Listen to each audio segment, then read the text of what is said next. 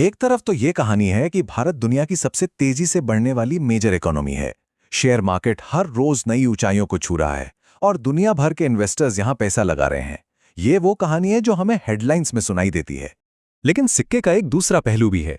जब आम लोगों से बात की जाती है तो कहानी कुछ और ही नजर आती है। नौकरी की टेंशन, बढ़ती महंगाई, भविष्य को लेकर एक अनिश्चितता। तो फिर असलियत क्या है?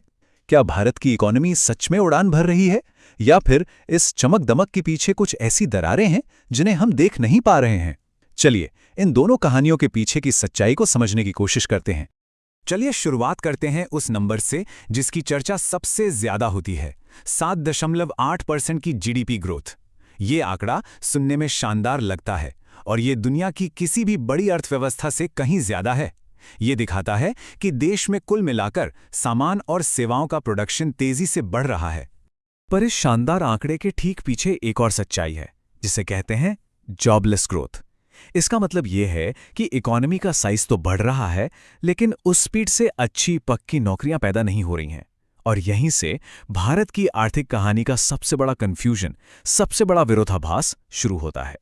तो सबसे पहला सवाल तो यही उठता है कि अगर नौकरियां नहीं बन रही तो फिर यह ग्रोथ आ कहां से रही है? इसी को समझते हैं हमारे पहले सेक्शन में, विकास की कहानी। देखिए, इस ग्रोथ के पीछे 4 बड़े इंजन काम कर रहे हैं। पहला, सरकार सड़कों, पोर्ट्स और एयरपोर्ट्स जैसे इंफ्रास्ट्रक्चर पे जबरदस्त पैसा खर्च कर रही है। दूसरा, यूपीआई और ऑनलाइन पेमेंट्स ने डिजिटल इकोनॉमी में एक क्रांति ला दी है। तीसरा, सरकार मेक इन इंडिया जैसी स्कीम्स से मैन्युफैक्चरिंग को बढ़ावा दे रही है। और चौथा, शहरों में रहने वाला मिडिल क्लास पहले से कहीं ज्यादा खर्च कर रहा है। ये सब मिलकर जीडीपी के नंबर को ऊपर ले जा रहे हैं। लेकिन यहां पर जीडीपी का असली मतलब समझना बहुत जरूरी है। इसे ऐसे सोचिए कि अगर देश के टॉप 1% सबसे अमीर लोगों की दौलत डबल हो जाए और बाकी 99% लोगों की आमदनी वैसी की वैसी ही रहे, तब भी देश की जीडीपी बढ़ जाएगी। तो जीडीपी हमें देश की कुल कमाई तो बताती है, पर यह बिल्कुल नहीं बताती कि वो कमाई किसके हिस्से में कितनी जा रही है। यह इकोनॉमी का साइज बताती है, उसकी सेहत नहीं। और यहीं से हम कहानी के दूसरे और शायद सबसे जरूरी हिस्से पर आते हैं, नौकरियों का विरोधाभास। यहां हम ग्रोथ के आंकड़ों से हटकर लोगों की असल जिंदगी पर इसके असर को देखेंगे। तस्वीर बिल्कुल साफ है। एक तरफ हर साल लाखों नौजवान डिग्री लेकर जॉब मार्केट में आ रहे हैं, लेकिन दूसरी तरफ अच्छी सैलरी वाली स्टेबल नौकरियां उस स्पीड से बन ही नहीं रही हैं। यही वजह है कि सरकारी नौकरी के कुछ हजार पदों के लिए लाखों, कभी कभी तो करोड़ों लोग अप्लाई करते हैं। ये एक तरह की हताशा को दिखाता है।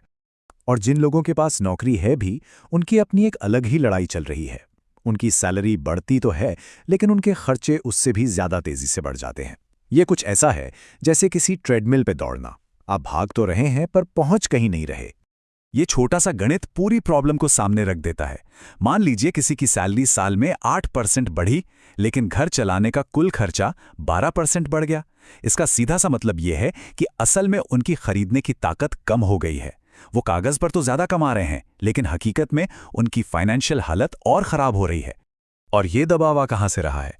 घर के किराए से, पेट्रोल डीजल की कीमतों से, दाल सब्जियों के भाव से, बच्चों की स्कूल की फीस और अस्पताल के बिल से। ये वो रोजमर्रा के खर्चे हैं जो मिडिल क्लास की कमर तोड़ रहे हैं और उनकी सारी सेविंग्स को खत्म कर रहे हैं। ये आर्थिक दबाव हमें कहानी के तीसरे पहलू की तरफ ले जाता है, जो शायद सबसे ज्यादा चिंता की बात है, अमीर और गरीब के बीच लगातार चौड़ी होती खाई। ये आंकड़े वाकई चौंकाने वाले हैं। देश की कुल दौलत का 40% हिस्सा सिर्फ ऊपर के 1% लोगों के पास है, और वहीं देश की आधी आबादी यानी सबसे गरीब 50% लोगों के पास कुल दौलत का सिर्फ 3% है। ये कोई मामूली अंतर नहीं है, ये एक बहुत बड़ी खाई है। और सोचने वाली बात यह है कि ये सिर्फ एक सोशल मुद्दा नहीं, बल्कि एक बड़ा आर्थिक खतरा भी है।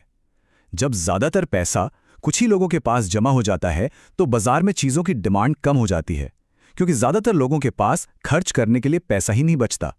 और इससे लंबे समय में देश की ग्रोथ पर ही ब्रेक लग सकता है। तो सवाल यह है कि इन सभी चुनौतियों से निपटने का प्लान क्या है? यहां हम आते हैं अपने चौथे सेक्शन पर, भारत का बड़ा दांव। और ये दांव है मैन्युफैक्चरिंग, यानी देश को एक ग्लोबल फैक्ट्री बनाने की कोशिश। आइडिया सिंपल है।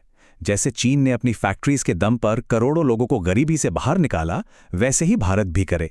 लक्ष्य ये है कि उन लाखों नौजवानों के लिए नौकरियां बनाई जाएं जिनके पास शायद बहुत हाईटेक स्किल्स ना हों। सरकार मोबाइल फोन, डिफेंस इक्विपमेंट और सोलर पैनल जैसे सेक्टर्स को खास तौर पर बढ़ावा दे रही है। लेकिन ये दौड़ आसान नहीं है, क्योंकि वियतनाम और बांग्लादेश जैसे कई देश इसी मौके की तलाश में हैं।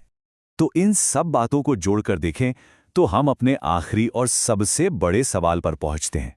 भारत की अर्थव्यवस्था एक बड़े उछाल के कगार पर है या फिर एक ब्रेकिंग पॉइंट पर? देखिए, भारत के पक्ष में भी बहुत कुछ है। हमारे पास दुनिया की सबसे बड़ी युवा आबादी है, जो अपने आप में एक बहुत बड़ी ताकत है। लोग बहुत तेजी से टेक्नोलॉजी को अपना रहे हैं। हमारे पास एक बहुत बड़ा घरेलू बाजार है और हमारा सर्विस सेक्टर तो पहले से ही दुनिया में अपनी पहचान बना चुका है। लेकिन सिक्के का दूसरा पहलू भी है, असली जोखिम। हमारे युवाओं के पास डिग्री तो है, पर इंडस्ट्री को जो स्किल्स चाहिए अक्सर वो नहीं होती। ऑटोमेशन और एआई की वजह से कई मौजूदा नौकरियां खतरे में हैं।